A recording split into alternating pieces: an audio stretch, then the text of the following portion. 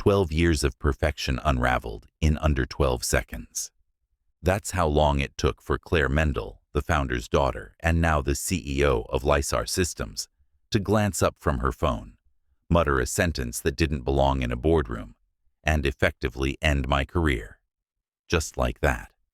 No warning, no lead-up, no conversation. I'd seen project delays that got more process than my termination. My name is Thomas Hale. I'm 44 years old, and until that moment, I was Chief Operating Officer of Lysar Systems, a tech ops consultancy built on precision, logistics, and results. The invisible machine behind other machines, we used to say. I made sure it ran like a Swiss watch. Every process, every margin, every client demand, met on time, under budget, and with zero fuss. People used to say I was the kind of man who could alphabetize chaos. I took that as a compliment. When I joined the company, it was a scrappy 5-person outfit operating out of a subleased office above a Thai restaurant. The air smelled like fish sauce and ambition. I stayed because I believed in systems, in building something clean, orderly, and sustainable. I automated our workflow before automation was a buzzword. I trained every new manager myself. The founder, Richard Mendel, once said I was the spine of the company. Claire? She was still in college back then. Now here I was, mid-sentence in a quarterly ops review, flipping to the revenue slide, when Claire interrupted me. "Tom," she said, eyes still on her phone, thumbs tapping something vapid into it. "I think we're done here." I paused. "The review? Number with you." The room went still. Even the HVAC system seemed to shut up. I looked around at the executives. No one met my eyes. She finally looked up. "You're just too serious. People feel judged by your work ethic." I waited for the rest. A joke, a smirk, some punchline that would make sense of it. But there wasn't one. That was it. My hands didn't tremble. I didn't ask why or, "Are you kidding me?" I just shut the folder, slowly, deliberately. The way you close a file you know you'll never open again. I stood up, straightened my tie. It was navy, always navy, matched with a white shirt and pressed slacks. Not out of fashion, not trendy, just exact. Professionalism as armor, uniformity as peace. She was already back on her phone. I walked out without another word. I didn't pack a box or clean out my desk. Everything was already where it needed to be. That's how I ran things. Tight. Predictable. No clutter, physical or emotional. I left my access badge on my assistant's desk as I passed. She looked up, her face tight with panic. I gave her a small nod. She started to say something, then stopped. She didn't need to say it. I knew. Outside, the sun was too bright, the parking lot too empty. I sat in my car for several minutes, watching a maintenance guy struggle to wedge a dolly into the back of a supply van. My hands finally started to shake then, not from fear, from disbelief. I wasn't naive. I knew Claire had never liked me. Her father respected what I built, but she never saw the value in discipline. She was all about culture and vibes and making work fun. She turned the Monday ops meeting into something called Mocha and Metrics, where we were supposed to drink artisanal coffee and share wins before getting to the actual agenda. I tolerated it. I tolerated a lot in the name of staying useful. But somewhere along the line, being useful stopped being enough. Back in my apartment that night, I stared at my bookshelf, rows of neatly labeled binders and hard drives, backup logs, SOP manuals. I had built Lysar's operational framework from scratch. It had outlasted 4 CFOs, 3 HR heads, and a pandemic. And yet none of that made me less disposable. I replayed her words again. People feel judged by your work ethic. That sentence stuck like a nail through the hand. What did she mean by that? That showing up early, keeping deadlines, and holding people accountable was offensive?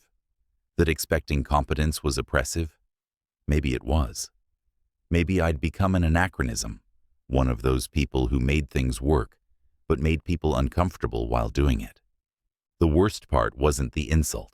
It wasn't even the dismissal. It was how casually it happened. As if the 12 years I gave them were a file she could delete with one click. As if I wasn't a man, but a process that had simply outlived its usefulness. She didn't fire me because I made a mistake. She fired me because I made others look bad just by doing things right. That night, I didn't sleep. I sat at my desk, the clock ticking just loud enough to remind me I had nowhere to be. I thought about emailing the board, explaining what happened, citing the quarterly results, the internal benchmarks. But I didn't. Let them figure it out. Let them feel the gears grind to a halt without the person who kept the oil flowing. I didn't need to shout. I didn't need to beg. All I had to do was walk away. And I did. I walked out quietly. The real noise came after I left. It didn't take long for the cracks to show. By the end of the first week, I'd already received 3 messages from former colleagues. Quiet, careful, all variations of the same thing. Tom, things are unraveling. Vendors weren't getting paid on time. The forecasting tool I'd designed to auto-flag client needs had been deactivated because no one understood how it worked. Compliance forgot to submit an updated regulatory packet to the state board. No one had even touched the quarterly workforce optimization report I'd usually deliver with military precision. In short, Lysar was choking on its own freedom. I'd said nothing, not publicly, not privately, no LinkedIn post, no whispered rumors, not even a passive-aggressive email. I just disappeared. But the silence spoke for me, and maybe that was louder than anything I could have said. Still, it didn't feel good. Not really. There was a flicker of vindication, sure. I'd be lying if I said otherwise. Watching the machine fall apart without the man who built it. That was ego candy. But after the initial bite, all I was left with was a bitter aftertaste. Because the truth was, I needed that machine too. Without Lysar, my days had no scaffolding. My mornings bled into afternoons. I kept making coffee at the same time, as if by instinct, but it had nowhere to accompany me. No dashboards to review. No meetings to ground the hours. I'd pace the floor of my apartment, a quiet, cold place with all the charm of a storage locker. I'd arranged everything with the same compulsive order I brought to my work. Cabinets labeled, spices alphabetized, socks folded, military tight in the drawer. I used to think that kind of structure made me free. Now, it felt like a trap I'd built for myself.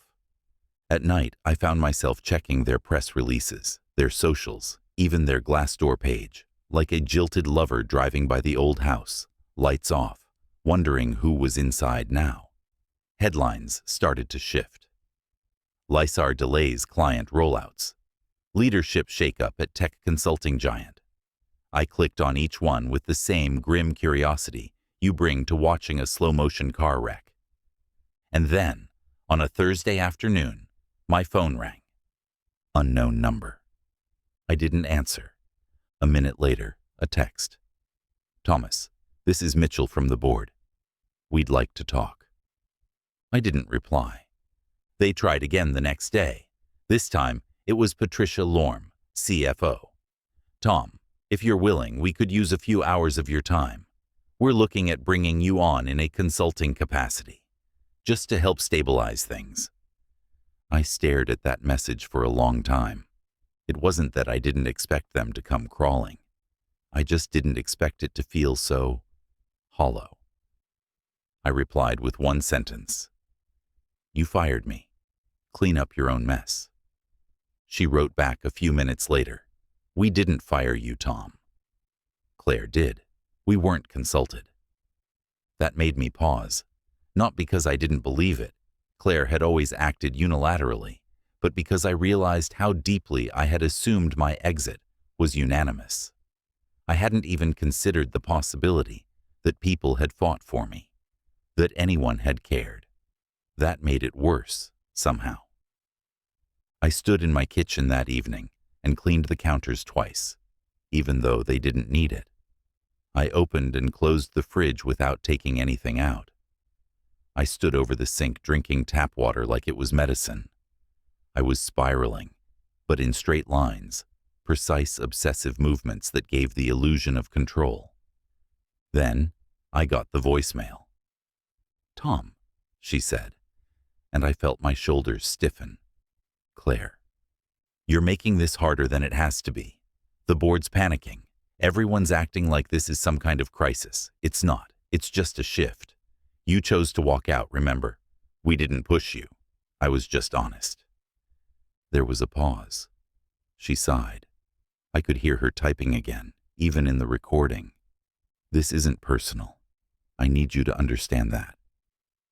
I played it twice. Not because I needed clarification. She'd said exactly what I expected her to. It wasn't personal. That was the part that made me clench my jaw so hard it hurt. If it wasn't personal, then why did it carve through me like it was? 12 years. My name wasn't just on the paperwork. It was in the wiring. Every policy, every efficiency model, every seamless integration. Me. My fingerprints were all over the skeleton of that place. But to her, I was just another misaligned asset. An outdated module in the system. An obstacle to culture. I didn't call her back. I didn't even delete the voicemail.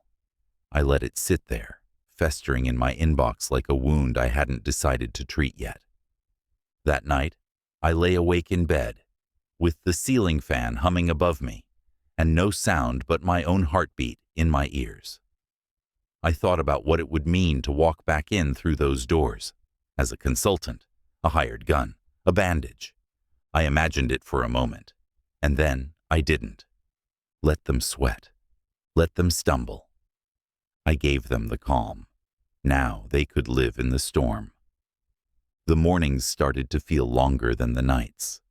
Without meetings or metrics to anchor my days, time had become soft around the edges. I still woke at 5:45, out of habit more than need. I still showered, shaved, and made coffee, precisely the way I always had. 2 scoops, French press, 3 minutes steeped. But after that, there was nowhere for the ritual to take me. No deadlines waiting, no spreadsheets blinking for attention. I started writing in a journal.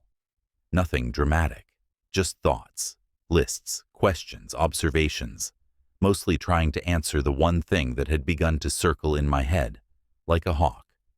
Why did they feel judged by my work ethic? Not disliked, not intimidated, judged. I didn't know how to work in half measures. Never had. So I wrote obsessively, just as I'd worked obsessively. I filled pages with memories, a forensic autopsy of a personality built on precision. And in the quiet, I started remembering things I hadn't thought about in years. My father used to come home late. Not working late, just late. Unreliable. Sometimes drunk, sometimes charming. You never knew which version was walking through the door. Our kitchen table was a war zone of unpaid bills, half-finished meals, and unanswered questions. There was no structure, no rhythm, just chaos, humming beneath everything like bad wiring. So I made rules. As a kid, I lined up my school supplies every night before bed. I ironed my clothes when I was 12. I set timers for homework, then timers for the breaks in between. I learned early that if I couldn't control the world around me, I could at least control myself. Discipline wasn't a choice. It was survival. At Lysar, they thought I was rigid, cold, inflexible. But they never saw where it came from. They never saw the child sitting at a table, waiting for a father who forgot him. They only saw the man with the folder and the timeline, and the 1,000-yard stare that said, "We don't miss deadlines here." Last Tuesday, I took a walk across campus at Westbridge University, where I studied operations management all those years ago. The brick buildings were smaller than I remembered. Everything seemed softer now, more curated, more polite. I stopped by the faculty lounge and asked if Professor Langley still taught. He did. He looked older, of course, but his eyes were the same, sharp and warm at once. We had coffee in a little on-campus cafe with reclaimed wood tables and students arguing over philosophy near the window. "You were a machine," he said with a laugh. "I remember you barking at your group in project methods. What was it you told them? Efficiency is not a democracy." I smiled, embarrassed. "You were brilliant," he added. "But back then, you treated every project like it was life or death." "It was," I said, before I could stop myself. He gave me a look, not judgmental, not even surprised, just knowing. And somehow, that hurt more. We talked for a while longer, about the job, the firing, the silence I walked out with. He didn't offer advice, just a line I kept turning over. Sometimes people don't want to be saved, they just want to be seen. On my way home, I couldn't stop hearing it. Back in the apartment, I opened the journal again. I wrote it at the top of a fresh page, then stared at it. I didn't save people at Lysar. I corrected them. I optimized them. I turned their chaos into order, whether they liked it or not. Maybe they saw that as judgment. Maybe it was judgment. 2 days later, I got a message on LinkedIn. "Hey Tom, can we talk?" It was Ian, one of the younger PMs at Lysar. We butted heads almost weekly. He hated my systems, said they smothered creativity. He once told me my standards were like prison bars. We met at a small cafe near the river. He looked tired, unshaven. He admitted right away that things were worse than they seemed. He'd stepped in to lead a few of the ops reports I'd normally run. "It's a mess," he said. "I didn't get it. I really didn't. I used to think you were just too much." I didn't say anything, just waited. "But you made us better," he said finally, "even if we hated you for it." That sat heavier than I expected. Not praise, not reconciliation, just truth. He asked if I was consulting again. I said no, not yet. He nodded, like he understood. But as we shook hands and parted, I saw something else in his face, something that looked a lot like regret. That night, I sat in the dark and read over the last few weeks of journal entries. Every line said the same thing in 100 different ways. Who am I without the work? And I didn't know. I'd built myself into something essential, the man who fixed things, the one who held the seams together. And now, with no one left to hold up, I felt weightless, useless. I picked up the pen again, but I didn't write. Instead, I whispered the words out loud, just to hear them in the air. Maybe I didn't know how to be anything other than essential. The email came in at 6:03 a.m., sandwiched between a bank statement and a grocery delivery confirmation. Subject line, "Proposal from the board." I read it 3 times before I even stood up to pour coffee. A formal offer. COO, full control of operations, reporting directly to the board. No mention of Claire, no talk of consulting. This was a seat at the table again, no asterisks. It should have felt like a win, like the final click of a puzzle piece. I should have wanted it. But I just stood at the counter, coffee cooling in the mug, heart quiet. Something in me had changed. Maybe everything had. Still, I agreed to a meeting. Curiosity maybe, or ego, or some leftover sense of duty I hadn't yet killed. The boardroom was exactly as I remembered it. Frosted glass, cool blue lighting, pretentious Scandinavian furniture designed more for aesthetics than comfort. There were 6 of them at the table, 4 in person, 2 on screens. Mitchell, Patricia, Young, names I knew too well. They talked numbers first, investor fallout, client instability, the damage since my departure. Then came the pivot. Claire's being phased out, Mitchell said. Too much risk. The investors are pressing for a reset.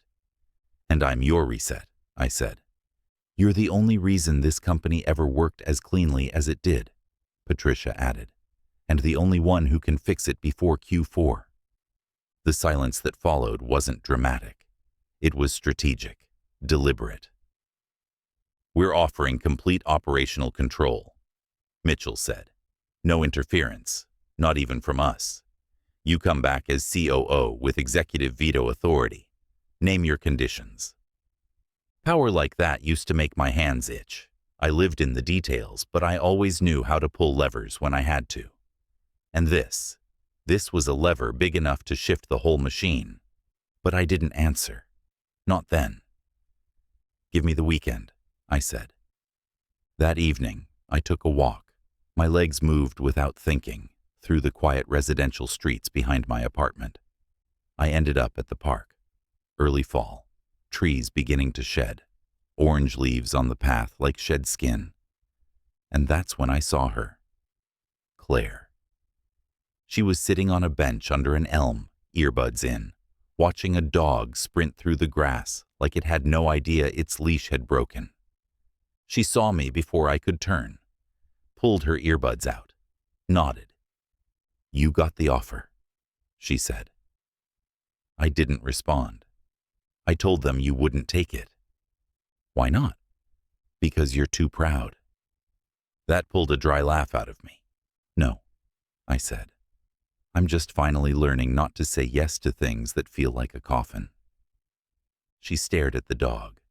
You're brilliant, Tom, but you make people feel small. I sat down beside her. Not close, just enough. Maybe they are small, I said, and maybe I'm tired of shrinking to fit them. She didn't flinch, just nodded slowly. We sat like that for a minute, the silence between us, more honest than any words we'd ever spoken. I didn't hate you, she said finally. I just didn't want to be measured by you. That was never my goal. It didn't matter. You walked into a room and people started checking their own standards. That kind of gravity crushes people who aren't built like you. I didn't crush them, I said. I carried them. Same weight in the end. She stood, brushed leaves off her coat. Whatever you choose, just make sure you're not chasing ghosts, she said. Sometimes power is just another kind of chain.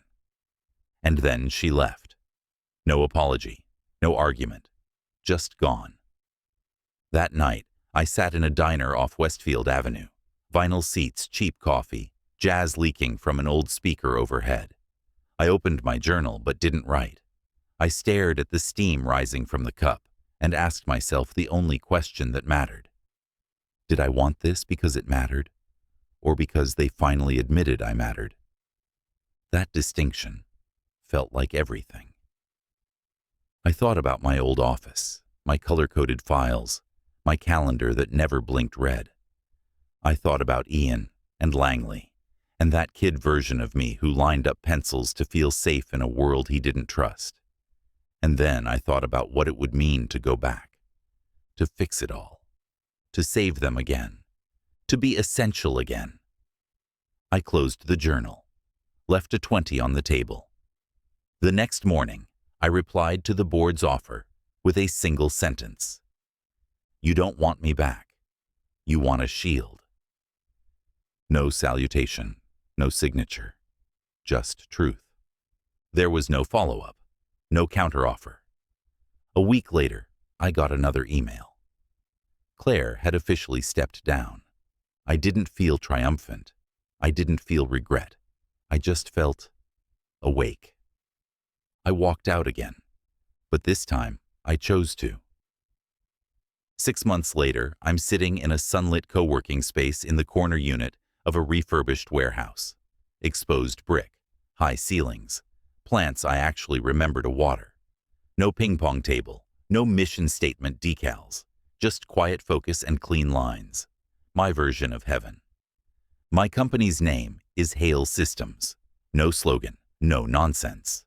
I didn't want to build a monument. I just wanted a place where work meant something again. A place where structure wasn't the enemy of creativity. It was the thing that gave creativity its legs. We're small. 4 people on staff, 5 regular clients, startups mostly, and a few mid-sized tech shops bleeding time and money from 1,000 unseen fractures. They come to me half-panicked, knowing something is broken but not knowing where. That's where I come in, diagnosing operational chaos like a mechanic with X-ray vision. I didn't put up a website for the first 3 months. Clients came from word of mouth, former interns, vendors I treated well. Even a CFO from Lysar, long gone now, who remembered how I used to walk through their offices with a clipboard and a plan. I've become the person people call when the house is on fire, but the alarm doesn't work. I'm not flashy, but I'm effective. And for the first time in years, that feels like enough. My days look different now. I still rise early, 5:45 like clockwork, but I go for walks before opening the laptop. I give myself room to think, to breathe. My apartment still looks like a surgical suite, but I'm okay with that. Order doesn't own me anymore. It supports me. There's a difference. In the afternoons, I meet with clients, either here or over video. I help young founders understand their own blind spots. I walk new ops managers through systems they didn't even know they needed. But I don't dominate the room anymore. I ask more questions than I answer. I give them space to fail. That used to be unthinkable to me. Now it feels like mentorship. A week ago, I sat across from a 27-year-old CEO who reminded me of myself. Smart, precise, and completely overwhelmed. She showed me her process map, color-coded and exhaustive. I listened carefully, nodded when appropriate, then asked, "What part of this is working because of you, and what part would still work without you?" She blinked, sat back, didn't have an answer. That's where we started. I've learned to be quiet in new ways, to let people come to their own conclusions instead of dragging them there. Turns out, wisdom doesn't have to be loud. Sometimes it's just a well-timed pause. This morning I was reviewing a timeline proposal from one of my analysts. Smart kid named Remy, fresh out of grad school, sharp as hell. He had an idea for streamlining a client's onboarding process, and I watched him explain it with the kind of eager certainty I used to wear like armor. As he wrapped up, my phone buzzed. Unknown number. I let it ring twice before answering. "Tom," the voice said. "Claire." I leaned back in my chair, let the moment sit. "It's downsizing," she said. "Lysar. We lost 2 major accounts. The board is restructuring. Again." I didn't say anything. "You were right," she said finally. Her voice sounded older. Not defeated, just worn. It wasn't the work. It was how we treated the people who did it. For a second, I considered asking why she was calling, what she wanted, but I already knew. "Thank you," I said. She hesitated. "For what?" "For firing me." Another pause. "You freed me," I said, "from being a ghost in someone else's machine." She let out a sound, something like a half laugh, half exhale. "Well," she said, "I guess that makes one of us." We ended the call without ceremony. I set the phone down, turned back to the desk. Remy was still there, eyes wide. "Everything okay?" he asked. "Everything's just fine," I said. And it was. Truly. There are no titles on my door, no framed degrees, no photos of handshakes with executives or company retreats. Just a whiteboard with real problems and real solutions, and a team that's learning how to find their own answers. I've stopped trying to be essential. Now I try to be useful, available, a compass, not a crutch. Remy stepped toward my desk, notebook in hand. Quick question. On the timeline, would you rather we front-load the onboarding resources or stagger them through the client's ramp period? I adjusted my chair, arms resting comfortably on the armrests. The light from the window caught the edge of his notebook. I could have answered immediately, but instead I said, "What do you think?" He smiled, hesitated, then started to explain his reasoning, measured, thoughtful, clear.